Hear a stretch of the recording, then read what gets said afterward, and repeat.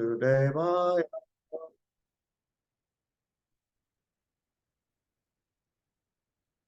Om Namo Bhagavate Vasudevaya.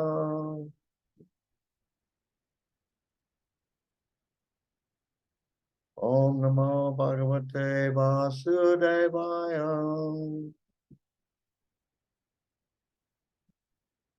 Okay, we're reading from Bhagavad Gita as it is, chapter 3, entitled Karma Yoga.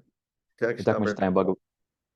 читаем Бхагавад-гиту, как она есть, глава 3, названная «Карма-йога», стих 12.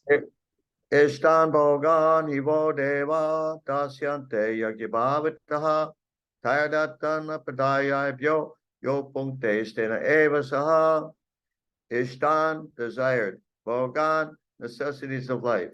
He, certainly. Vaha, unto you. Devaha, the demigods. Dasyante, will award. Yagyabhavitaha, being satisfied by the performance of sacrifices. Tai, by them. Datan, things given. Apradaya, without offering. Ebyaha, to these demigods. Yaha, he who. Bungte, enjoys. Stenaha, thief. Eva, certainly. Saha, he. Translation by Srila Prabhupada. The demigods are authorized supplying agents on behalf of the Supreme Personality of Godhead, Vishnu. Therefore, they must be satisfied. They must be satisfied by performance of prescribed yagyas. In the Vedas, there are different kinds of yagyas prescribed for different kinds of demigods, but all are ultimately offered to the Supreme Personality of Godhead. For one who cannot understand what the personality of Godhead is, sacrifice to the demigods is recommended. According to the different material qualities of the persons concerned, different types of yagyas are recommended in the Vedas. Worship of different demigods is also on the same basis, namely, according to different qualities. For example, the meat eaters are recommended to worship the goddess Kali, the ghastly form of material nature, and before the goddess, the sacrifice of animals is recommended. But for those who are in the mode of goodness, the transcendental worship of Vishnu is recommended. But ultimately, all yagyas are meant for gradual promotion to the transcendental position. For ordinary men, at least 5 yagyas, known as Panchamaha Yagya, are necessary. One should know, however, that all the necessities of life that the human society requires are supplied by the demigod agents of the Lord. No one can manufacture anything. Take, for example, all the eatables of human society. These eatables include grains, fruits, vegetables, milk, sugar, etc. for the persons in the mode of goodness, and also eatables for the non-vegetarians, like meats, none of which can be manufactured by man. Then again, take, for example, heat, light, water, air, etc., which are also necessities of life. None of them can be manufactured by the human society.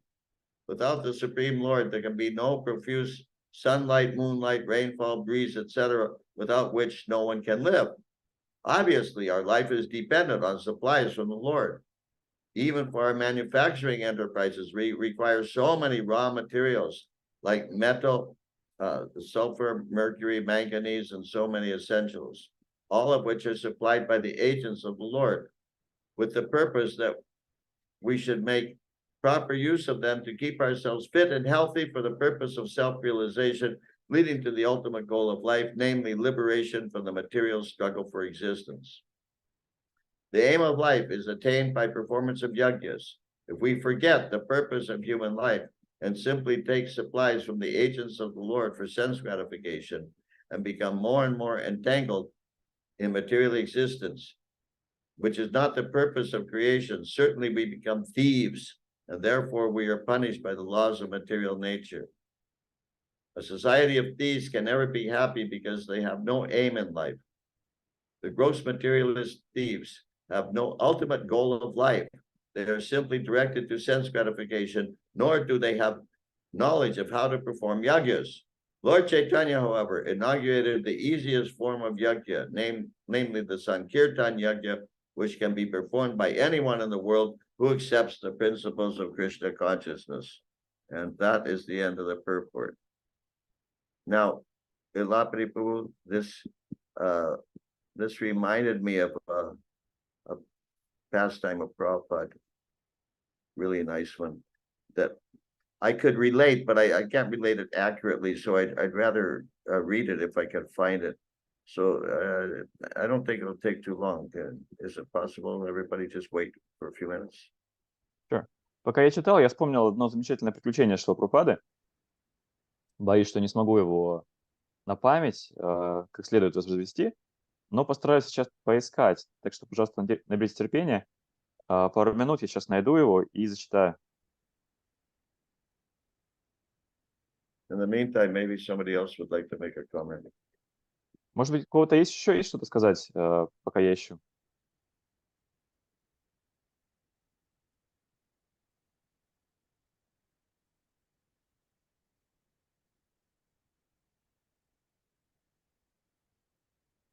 Мне пришло конец комментария, где What's Шрила that? Прабхупада говорит, что I'll say it in Russian first and then in English. Okay, go ahead. В сообществе, состоящем из воров, никогда не будет счастья, ибо вор не знает, ради чего стоит жить. Закоренелые воры-материалисты не имеют высшей цели жизни. Они стремятся только к чувственным удовольствиям и не знают, как совершать яги. Очень удивительно, что Прабхупада буквально в 2 предложения не оставил камня на камне от всей материальной культуры. Все воры, никто не знает, для чего стоит жить, и просто все идут к смерти, и все. Даже не знают, как совершать яги. То есть даже на следующую жизнь ничего не делают. I was really impressed how Srila Prabhupada, in just a few short sentences, completely shatters the whole material civilization. Wait. I can't understand. Can you slow down a little bit and maybe a little bit louder too? I was really impressed how Srila Prabhupada completely shatters the whole materialistic civilization in the last few sentences of the purport, saying that thieves, materialists, don't have a higher aim of life. They only aspire to sense pleasures. They don't know even how to perform yagyas, so they're not even caring about their next life. So yeah. Yeah. This word thief is really good. That if you're not doing sacrifice, if you're not paying for what you're getting, you're a thief. Да, очень хорошее слово вор здесь. Если вы не совершаете жертвоприношение, если вы не платите за то, что получаете, то вы вор. Like a shoplifter. Как воришка в магазине. But on a bigger scale. Но в более крупном масштабе. Okay, here's the pastime. Вот то приключение, которое я вспомнил, пока читал. I'll read some of it and paraphrase some of it. So что-то я читаю, а что-то буду своими словами рассказывать. This is a pastime by Dayananda Prabhu when he was Prabhupada's secretary for a month. Эта история произошла с Дайанандой Прабху, когда он был секретарем Прабхупады в течение 1 месяца. Oh, wait a minute. Yeah. This is in early 1976 in Mayapur. Это было в начале 76 года в Майяпуре. He says, we were walking on the roof of the Mayapur building. At that time, the only building was the Lotus building. Он пишет, мы гуляли по крыше майяпурского здания. В тот момент там было лишь одно здание в Майяпуре. Это здание Лотоса, которое сейчас называется. When Jayapataka Swami came with a life member. И к нам подошел Джайапатака Свами, привел пожизненного члена. He introduced the life member, an industrialist from Calcutta. Он представил этого пожизненного члена ИСККОН. Это был предприниматель, промышленник из Калькутты. And the man was really respectful. И мужчина очень уважительно говорил. So Srila Prabhupada said, what is your business? И Шрила Прабхупада спросил, а в чем ваш бизнес? The man said, I have a glass factory. I manufacture glass. Мужчина сказал, у меня стекольный завод, я стекло произвожу. Prabhupada said, oh, very good. So how do you manufacture glass? Прабхупада сказал, о, здорово, а как вы его делаете? So the man said, well, glass is made from silicon, which is in sand. Мужчина ответил, ну, глаз из Силикон? No. Из кремния. Стекло делается из кремния, которое мы добываем из песка. Srila Prabhupada said, so who owns the sand? А кому принадлежит песок? Well, this man was really pious. Мужчина был очень благочестивым. He said, oh, Swamiji, Bhagavan owns the sand. Он говорил: о, Свамиджи, песок принадлежит Бхагавану. Prabhupada said, oh, you are stealing from Bhagavan? Прабхупада говорит: а что, вы воруете у Бхагавана? Prabhupada put this man on the spot, and the devotees laughed, and the man laughed as well. Прабхупада загнал этого мужчину в угол, и все рассмеялись, и он тоже рассмеялся. Мужчина сам рассмеялся. Then he faded back a little bit in the from the other devotees who were walking. И во время прогулки этот мужчина немножко отошел в конец преданных, то есть скрылся из центра этих преданных, которые гуляли по крыше. And the topic changed. Other devotees were saying things. Там тема беседы сменилась, другие преданные что-то рассказывали. But then a few minutes later, this man came up to the front again, and he said, Srila Prabhupada, I give in charity. Но спустя пару минут этот мужчина снова подошел к Шриле Прабхупаде, между преданными подошел и сказал: ну, Шрила Прабхупада, я ведь даю на благотворительность, жертвую на благотворительность. Srila Prabhupada said, oh, you are just a little thief then. Шрила Прабхупада говорит: значит, вы мало, значит, совсем немножко воруете, получается. Prabhupada wasn't going to let him off the hook. Прабхупада не спустил ему это с рук. So Srila Prabhupada was calling a very, how do you say, very prominent industrialist, calling him a thief, but he did in such a way that it was effective. То есть очень значимого промышленника Шрила Прабхупада назвал вором, но при этом он это сделал так, что он смог эффективно ему проповедовать. Srila Prabhupada did it in such a skilled and humorous way that the man was laughing. Прабхупада сделал это так умело, с таким юмором, что мужчина рассмеялся. Of course, now my comment on this. А теперь мои комментарии этого момента. That probably the man continued with his glass making business. Скорее всего, мужчина продолжил заниматься своим бизнесом, продолжил выпускать стекло. On the other hand, Srila Prabhupada has made his point, very important point. Но, с другой стороны, Шрила Прабхупада подчеркнул очень важный момент этой истории. And surely the man would think about that. It surely had an effect on him. И, безусловно, это подействовало на того мужчину. Наверняка он будет много думать, он после этого много думал над этим моментом. Okay, anybody else? У кого-то еще есть что сказать? Окей, тогда я буду читать следующим. Then I'll read verse 13. No, wait. Mother Midani had her hand up. Не заметил? Пожалуйста, ножку Дани. Да, Харе Кришна, примите мои смиренные поклоны, пожалуйста, слава Шриле Прабхупаде. Я просто вспомнила про вора, если подумать, кто это, особенно если вор рецидивист. Вот в моем опыте у меня родной дядя, он с малолетства, он что-то украдет, его посадят, он выйдет там через 3 года, опять что-нибудь месяц тут побудет, опять что-то украдет, опять сядет на 5 лет. И вот так вот он постоянно, в общем, выходит и садится. И я как-то, когда была в молодом теле, я у него спросила, не надоело ли тебе? Он сказал: ну а что, вот тут в обычной на свободе я не знаю, чем заниматься, а там у меня и еда есть, и работа есть, поэтому что мне тут делать? Я лучше там. И вот ему уже почти 55 лет, и он вот там где-то сейчас тоже. То есть просто элементарной привычкой и не обладает, когда знанием человек. Вот Шрила Прабхупада такой пример приводит с вором, и это я начала просто думать и вспоминать. Кришна дал вспомнить о том, что люди, просто не обладая знанием, они воруют и ведут себя так, как просто привыкли. Поэтому Санкиртан Яги Киджай. So as you were describing the situation about Srila Prabhupada, What's that? when you were retelling the situation about Srila Prabhupada, I remembered, I was thinking, why do people commit crimes? Why do they become thieves? So like, I have an uncle, and he would always live in prison. He would steal something, go to prison for 3 years, then he would get out, spend a month, in regular life, steal something again, go to prison for 5 more years. So, and I asked him, why do you do that? He said, I don't know what to do here in this life, but there it's all structured. I know what to do. I have a job. I have everything to eat, whatever I need. So he was more comfortable in prison. And in the same way, I thought that a lot of people here are just accustomed to this life of stealing all the time.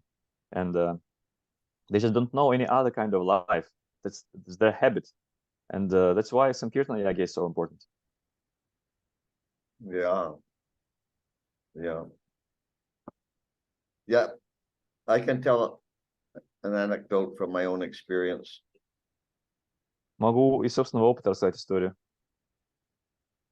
You've probably heard it before, but since it's the Kali Yuga, you probably forgot it already.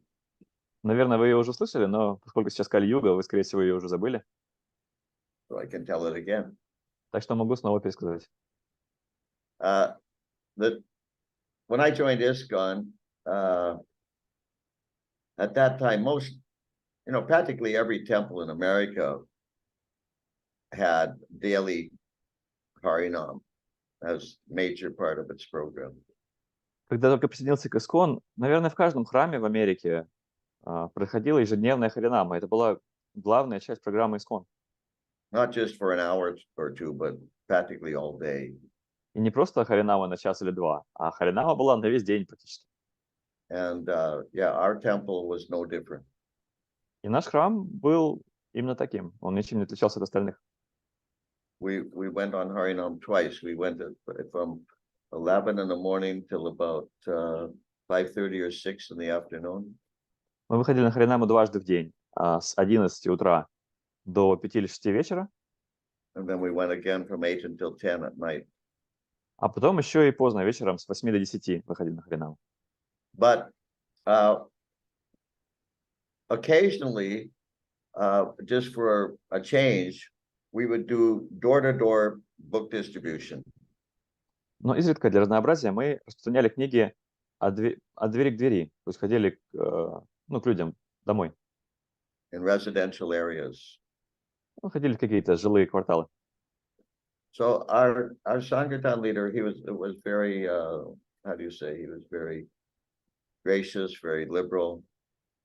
Наш лидер Санкиртаны, он был очень таким хорошим человеком, очень открытым, много чего позволял.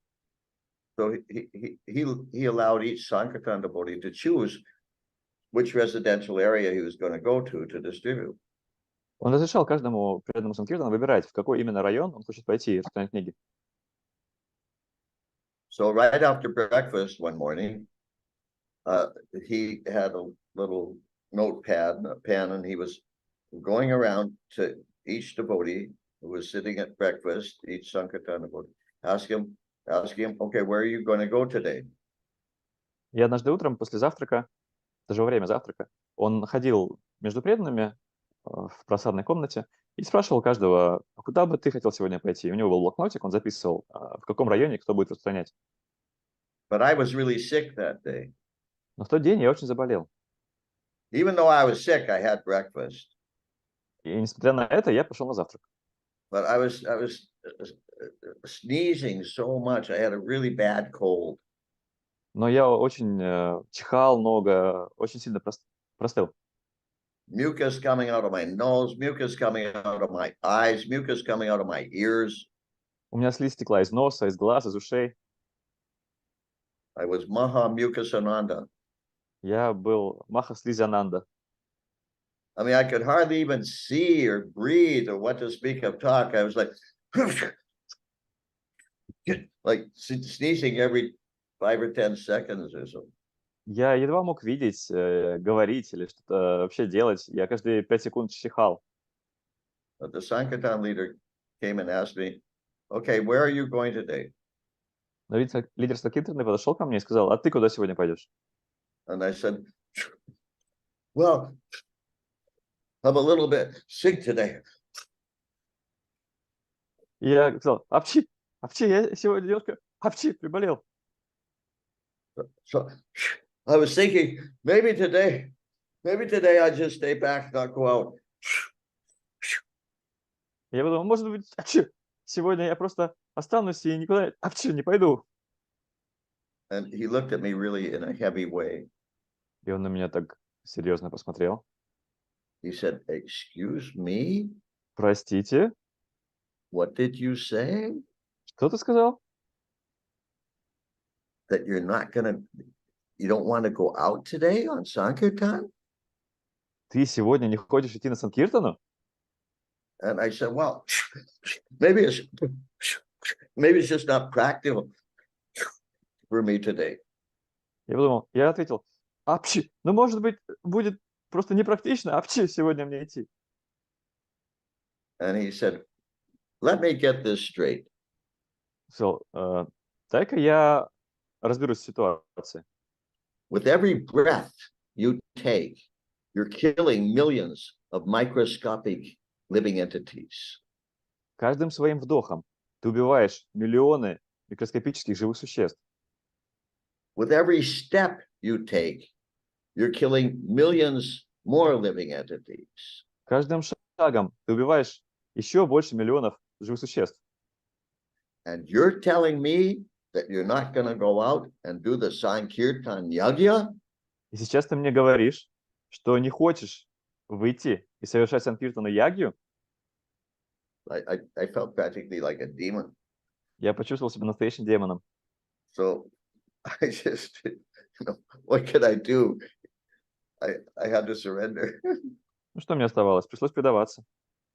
I had this backpack, a kind of large backpack, У меня был большой рюкзак, and I filled it up with Back to Godheads and small books. We didn't have big books then.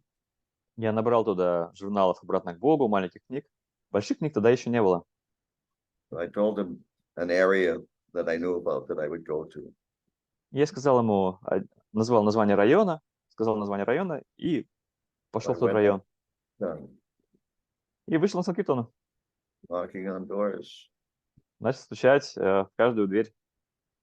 And amazingly, by the end of the day, when I got back to the temple, I wasn't sneezing anymore. На удивление, к концу дня, когда я вернулся в храм, у меня уже не было никакого насморка. Of course, you can't, it's not necessarily that it will work like that. Конечно, не обязательно, что у вас так тоже сработает. But at least on that particular occasion it worked. По крайней мере, в тот день это сработало. So yes, I'm just, how do you say? This is my way of confirming.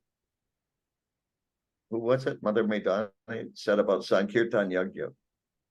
Да, то есть я просто хотел подтвердить то, что сказала Матушка Мриданья о Санкиртана Яге. That covers everything.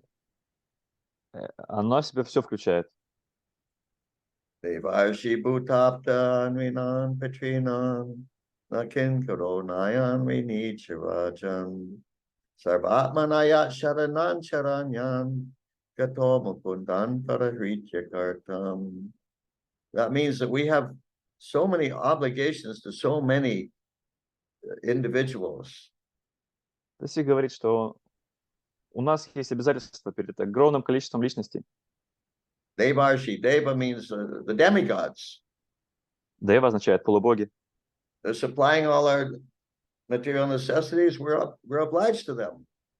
Они дают нам все, что нам необходимо в материальном плане. Мы в долгу перед ними.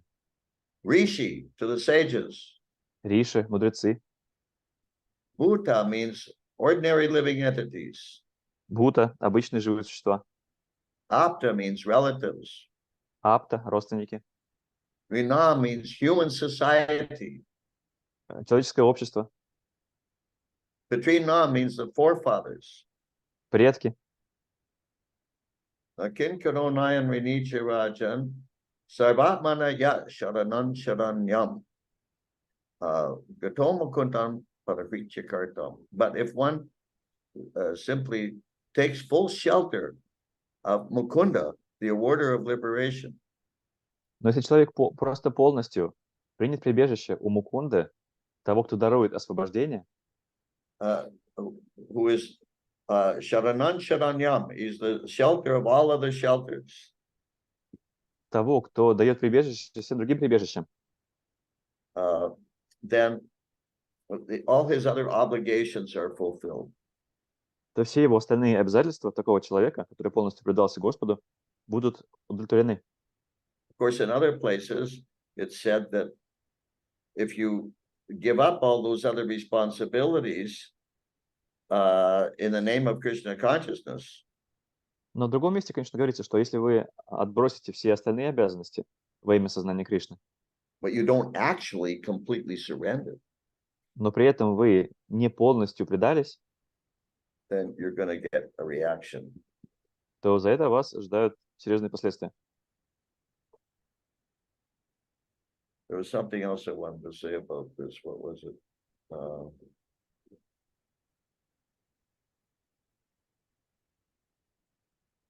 Oh, yeah. Just a minute. Maybe I can find this quote that I just read today. Where's it? Еще хотел на этот счет цитату одну привести. Как раз сегодня читал об этом.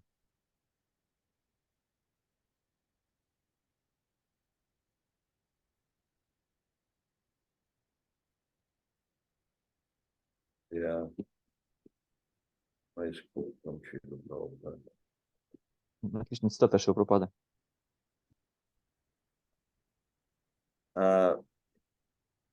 Yeah, this is from, well, it seems to be from a lecture. I'm not sure, but it's Prabhupada speaking. Похоже, это из какой-то лекции. Не уверен точно, но здесь Прабхупада что-то говорит. This is 12th of December, 1973. 12 декабря 1973 года. This Krishna consciousness movement means preaching. Это движение сознания Кришны означает проповедь. Without preaching, one can have no taste. Без проповеди никогда не появится вкуса. And without taste, you won't be able to go on with this Hari Hari Bol.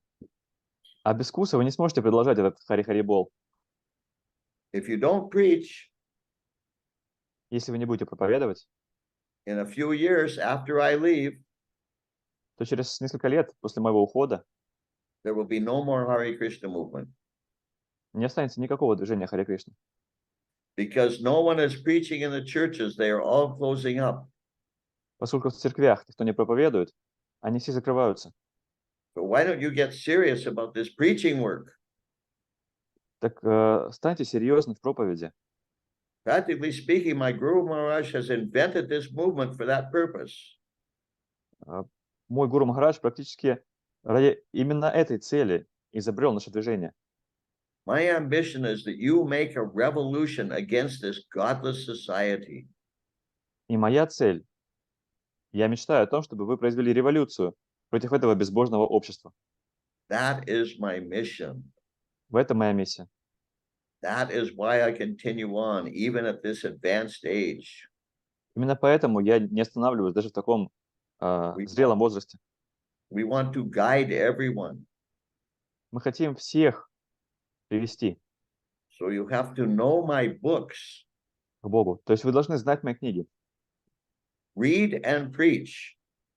Читайте и проповедуйте. Both things must be there. Должно быть и то, и другое. Then you will have potency. И тогда у вас будет сила. Great quote, huh? Классная цитата, да?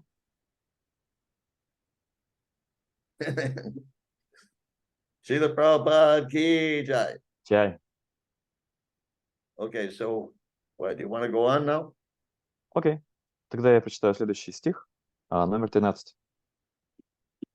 Ягьяшишта шина санто, мучьянте сарва килбишай, бунджате те твагам папа, епачан дьятма каранат. Пословный перевод. Ягьяшишта – пищу, принимаемую после совершения яги. Ашинага – те, кто ест. Сантага – преданные. Бучьянте – освобождаются. Сарва килбишай – от всех видов греха. Бунджате – вкушают. Те – они. Ту – но. Агхам – тяжкий грех. Папага – грешники. Е – которые. Пачанти – готовят пищу. Атмакаранат – из желания самим насладиться ею. Перевод. Преданные слуги Господа освобождаются от всех видов греха, ибо едят пищу, которая была принесена в жертву Господу. Те же, кто готовит пищу ради того, чтобы самим наслаждаться ею, воистину вкушают один лишь грех. Комментарий. Преданных Верховного Господа, то есть тех, кто обладает сознанием Кришны, называют санта. Они всегда исполнены любви к Господу. Об этом говорится в Брахма Самхите 5.38. Пеман джана чурита бхакти велочанена санта садаева хридаешу велокаянти. Любовь к Верховной Личности Бога, Говинде, источнику всех наслаждений, которого также называют Мукундой, дарующим освобождение, и Кришной, бесконечно привлекательным, не позволяет преданным, санта, принимать в пищу ничего, что не было предложено Господом. Поэтому они всегда совершают ягью, занимаясь различными видами преданного служения – шраваном, киртаном, смараном, арчаном и так далее. И эта ягья помогает им избежать осквернения грехом, которым наводнен материальный мир. Те же, кто готовит пищу для собственного наслаждения, не только становятся ворами, но и едят один лишь грех. А разве может вор и грешник быть счастливым? Разумеется, нет. Чтобы сделать людей по-настоящему счастливыми, необходимо научить их несложному методу санкиртана яги, позволяющему полностью погрузиться в сознание Кришны. Иначе мир и счастье на земле останутся несбыточной мечтой.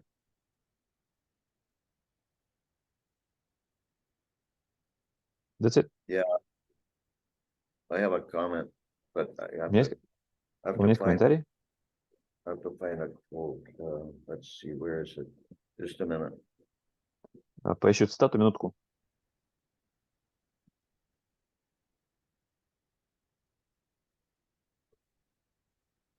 Yeah. Okay, here's a really important verse. Вот очень важный стих. It's Chaitanya. Everybody should make a note of this verse and study Пожалуйста, it. запишите себе номер стиха и изучите его как следует. Study the verse and study the purport. И стих, и комментарий. This is Chaitanya Charitamrita, Adi Leela, Читание Чаритамрита, Ади Лила, chapter 8, text 16. глава 8, стих 16. Bahu janma kore jare shabana kirtan, tabutana poi Krishna pode premadan. Can you get it easily, Elapati? I have it. Okay. If one is infested with the 10 offenses in the chanting of the Hare Krishna Mahamantra, despite his endeavor to chant the holy name for many births, he will not get the love of Godhead that is the ultimate goal of this chanting. Тот, кто заражен 10 оскорблениями святого имени, но в то же время повторяет Махамантру Харе Кришна, несмотря на все свои усилия, не обретет любви к Богу. Высшей цели повторения святого имени, даже если будет повторять святое имя на протяжении многих жизней. Now, obviously, this verse is about chanting and offenses against chanting. Очевидно, что в этом стихе говорится о воспевании и о оскорблениях, которые человек может совершать во время воспевания. It doesn't say anything about prasadam. Здесь ничего не сказано про просад. How do you say?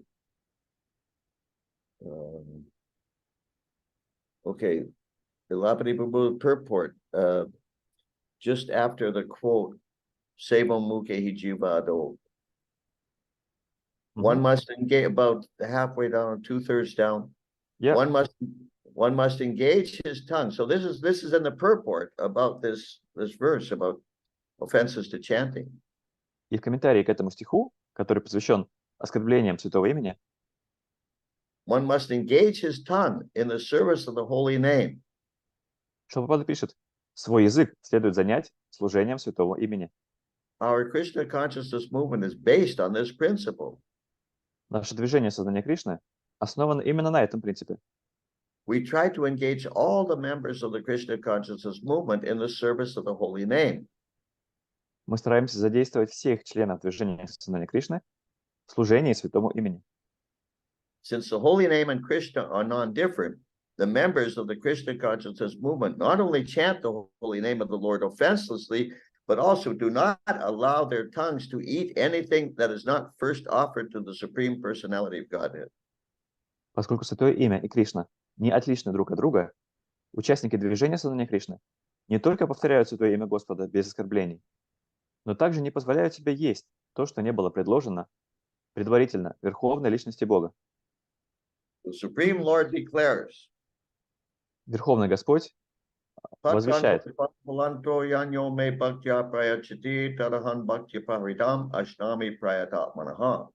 quote, if one offers me with love and devotion a leaf, a flower, a fruit, or water, I will accept it. That's from Bhagavad Gita 9:26. Перевод. Если человек с любовью и преданностью поднесет мне листок, цветок, плод или немного воды, я непременно приму его подношение. Бхагавад-гита 9.26. Therefore, the International Society for Krishna Consciousness has many temples all over the world, and in each and every temple, the Lord is offered these foods. Поэтому у Международного общества сознания Кришны есть много храмов по всему миру, и в каждом из них Господу предлагают именно такую пищу. On the basis of his demands, the devotees chant the holy name of the Lord offenselessly and never eat anything that is not first offered to the Lord. Выполняя требования Господа, преданные повторяют святое имя Господа без оскорблений и никогда не едят пищу, которая не была предложена Господу. The functions of the tongue in devotional service are to chant the Hare Krishna Mahamantra and eat prasadam that is offered to the Lord. Роль языка в преданном служении сводится к повторению Махамантры Харе Кришна и вкушению прасада, пищи, предложенной Господу. So that's the end of a purport about the importance of chanting the holy name offenselessly. Именно так заканчивается комментарий, который посвящен стиху, где говорится о важности безоскорбительно повторять святое имя Господа. There's a relationship, there's a connection. То есть есть прямая связь. You know, I'm often just like, how do you say, I guess you could say disappointed when I see so many devotees are so casual about this point. Я очень часто разочаровывает, когда я вижу, что очень многие преданные достаточно серьезно относятся к этому моменту. They'll go and eat in vegetarian restaurants and they'll eat all kinds of things anywhere, everywhere. Они ходят, что-то едят в вегетарианских ресторанах, в кафе, готовы съесть что угодно, где угодно. So it's so important to eat what is offerable to eat what is offered to the Lord and to offer only what is offerable. Но очень важно вкушать только то, что было предложено Господу, и предлагать Ему только то, что можно предложить. You can't offer the Lord something that he doesn't want. Нельзя предлагать Господу то, что Он не ест. Okay? Хорошо? Any questions? Yes. Вопросы? Машка Сандини? Харе Кришна, мои поклоны примите, пожалуйста. Гуру Махараджа, вот подскажите, пожалуйста, вот мы предлагаем Господу, листок, цветок, немного воды, но и должна быть любовь, но я не всегда могу с любовью предлагать. То есть у меня вопрос, а как я могу узнать, принял он или не принял? То есть просад это же то, что Господь принял, а не то, что я предлагаю. Я вот так понимаю. So we're offering the Lord a leaf, a flower, some water, with love and devotion. But how can I know that I do have love and devotion? How can I be sure that He has accepted it? Because it becomes prasadam when He accepts it, not when I just offer it. So how can I be sure that He accepted my offering? Yeah, good question. Хороший вопрос. One time I heard Prabhupada speaking about this point. Однажды слышал, как Прабхупада рассказывал по этому поводу. And he said, just because you put the plate in front of Krishna and say, here, Krishna, eat. И он сказал, Doesn't necessarily mean that Krishna has to accept it. Он сказал, если вы просто поставите перед Кришной тарелку и сказали, вот, Кришна, ешь, еще не означает, что он обязательно это примет. The way Prabhupada said it was so funny. Как Прабхупада рассказывал, это очень смешно звучало. Here, Krishna, eat, Вот, Кришна, ешь. like he's obliged or something. Как будто он обязан воспринять. So, in one sense, you could say you can't know for sure. В каком-то смысле, конечно, нельзя наверняка об этом судить. On the other hand, Krishna is very kind, very merciful. Но, с другой стороны, Кришна очень добр, он очень милостив. He's called Dina Vatsal, Dina Bandhu. Is very merciful. Его называют Дина Ватсал, Дина Банду. Он очень милостив. And if we follow the standard procedures, the rules and regulations in our daily life, Если в нашей повседневной жизни мы следуем стандартному поведению, выполняем правила и предписания, and also in our preparing of the preparations and then offering them, и также мы готовим все по правилам и предлагаем как следует. if we follow the standard procedures and do it with as much devotion as we can muster from our how do you say it, contaminated hearts, Если мы следуем стандартным процедурам и вкладываем в это как можно больше любви и преданности, столько, сколько у нас есть в наших оскверненных сердцах, then we can reasonably hope that Krishna accepted them. то у нас есть все основания надеяться, что Кришна это примет.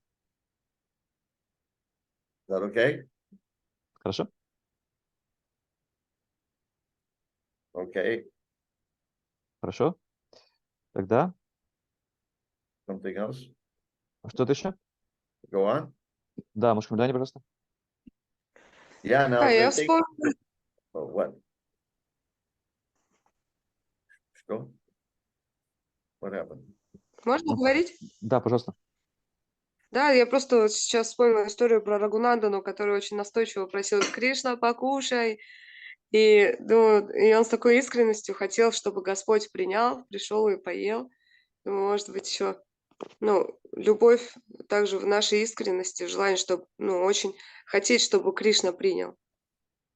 Может быть, I так. just remember this story about Raghunandana, who was so sincerely asking Krishna, please come and eat. And I think it may be all dependent on our sincerity, on our devotion, whether he accepts it or not. Yeah, конечно. Тогда Дира Прабhu, пожалуйста. Yes? But Dear Prabhu has something. No, I thought he can read next. Yeah, I have Oh, something okay. actually. Uh-huh. I just remember this story also with Raghunath Bhatta, or whose father was very rich, and he just left home, and his father used to send him some money. The story from Chaitanya Charitamrita, and he uses Raghunath Das. Raghunath. Yes. And he used this money for arranging big feasts for brahmanas, devotees, and at some point he just stopped to receive money from his father, and he just started to go to the temple and just standing in the gate, in the back gate or front gate, and just collect this rice which was refused, just refused rice. And when Lord Chaitanya came to know about this, he was very pleased about this. He said, "Oh, Raghunath, so you're not anymore accepting money from your father, and you are not eating sumptuously. You're just now collecting this, rejected rice. It's very good." And I don't remember any further, but just question why Lord Chaitanya was so pleased by Raghunath, because Raghunath kind of, lower his standards of eating. He ate very sumptuously. And then he started to eat this, rice, which was not refused rice. So why is that the Lord Chaitanya was pleased by this behavior? Because I knew my understanding was this: we have to prepare sumptuous preparations and offer it to the Lord and take the remnants, but seems Lord is pleased when we eat, kind of when we begging for eating, or houses matching to each other. История с Рагунатом Дасом, когда у него же из богатой семьи был, и он ушел из дома, но отец ему продолжал присылать деньги, и он эти деньги он покупал, он устраивал пиры вообще. И через какое-то время, Господь Читания был удовлетворен этим, и через какое-то время Рагунат перестал принимать от своего отца деньги и начал жить тем, что просто стоял у ворот храма и питался рисом, который выбросили рис там, какой-то просто, который никто не ел, рис. Вот он его ел, просто там собирал. И когда Господь Читания узнал об этом, он был очень доволен Рагунатом, что вот так вот, перестал, начал есть вот такой рис. И я просто вопрос в том, почему Господь Читания был доволен этим, ведь по идее же мы должны готовить очень вкусные блюда и предлагать их Господу, и вкушать сами остатки этого просада, и тогда мы будем счастливы, удовлетворены. А почему Господь Читания был доволен Рагунатом, который питался очень просто и каким-то просто милостыню собирал и таким рисом питался? Srila Prabhupada doesn't answer your questions in the purports? А в комментариях к этим приключениям Шрилпрапада не отвечает на ваш вопрос? I don't remember what was in the purport, actually. Не помню, что в комментариях. I also don't remember. И я тоже не помню. But as far as I can recall, the whole point of the pastime. Насколько я помню, весь смысл этого приключения сводится к тому, Was that Raghunath Das was entangled. что Рагунат Дас был в плену. And for him to depend on the money from his father just kept him entangled. Он был зависим от тех денег, которые присылал отец, и его этот плен невозможно было разрушить до тех пор, пока он не перестал эти деньги принимать. Even though he was using the money for a good purpose. Даже несмотря на то, что он для хорошей цели эти деньги задействовал. Well, Srila Prabhupada, Lord Chaitanya was pleased that he was exhibiting a mood of renunciation. И Господь Чайтанья был доволен тем, что он проявляет такое настроение отречения. Detachment and renunciation. Отречения и непривязанности. Mahaprabhur Bhakta Ganer Vairagya Pradhan. Jaha Deki Preet. What is it? Mahaprabhur Bhakta Ganer Vairagya Pradhan. Jaha Deki Preet. Well, I can't remember the last few words. Не помню, как заканчивается стих. But that verse is in the Chaitanya Charitamrita. Это из Чайтанья Чаритамриты.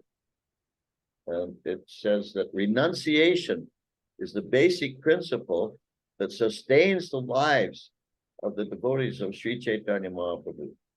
Здесь говорится, что отречение – это главный принцип, который поддерживает жизни преданных Шри Чайтаньи Махапрабху. And when Lord Chaitanya sees this renunciation, he is very pleased. Когда Господь Чайтанья видит такое отречение, он очень доволен. So the principle of renunciation or detachment, it can be, how do you say, manifest in different ways at different times for different people. Этот принцип отречения, непривязанности, он будет проявляться по-разному, в разное время, в разных обстоятельствах у разных людей.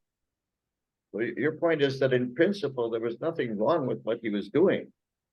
То есть то, что вы говорите, в принципе, не было ничего плохого в том, что он делал. In one sense, you're right. В каком-то смысле вы правы.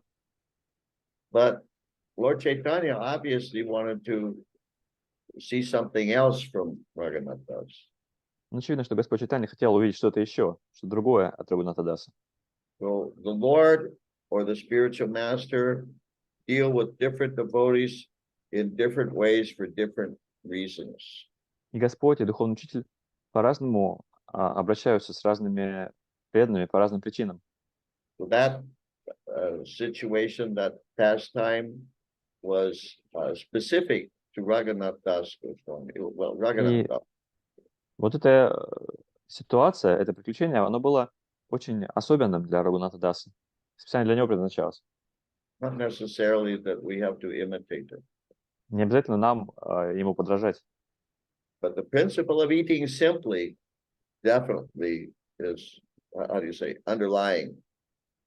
Но сам принцип того, что нужно питаться просто, безусловно, красной нитью проходит через всю эту историю. In general, a Vaishnava keeps his bodily needs as simple as possible. И, в принципе, вайшнав должен свои телесные потребности удовлетворять как можно более простым способом. Like, yeah. I heard that Gorkishore Das Babaji used to take his prasadam in one half of a human skull. That Я was his слышал, что that was his eating bowl. Я слышал, что Гора Кишора Дас Бабаджи принимал просад из отпиленной половины человеческого черепа. То есть он использовал человеческий череп как миску для еды. Just to remind himself of what is the ultimate result of your eating. Просто чтобы не забывать, какой конкретный конечный результат нашего потребления пищи. That's not necessarily something we have to imitate. Не обязательно мы должны этому, конечно, подражать. Now, elaborate, we have 5 minutes left. У нас осталось 5 минут. Maybe that's not enough to read and discuss such an important verse as 14. Наверное, нам этого не хватит, чтобы прочитать и обсудить такой важный стих, как 3.14. What do you think? Yeah, we can just stop here. Let's stop here so we can give, a really, comprehensive treatment of this important verse next time. Тогда предлагаю на этом остановиться и в следующий раз уже как следует разобрать этот стих 14. Okay, thank you all very much Спасибо всем большое for your association, for your blissful association, спасибо за ваше прекрасное общество, taking your valuable time to hear and chant the glories of the Lord in the что вы association. выделили свое ценное время на то, чтобы послушать и воспеть славу Господа в обществе преданных. Srila Prabhupada ki jai. Ah, Чай. Mahadevji Swami ki jai.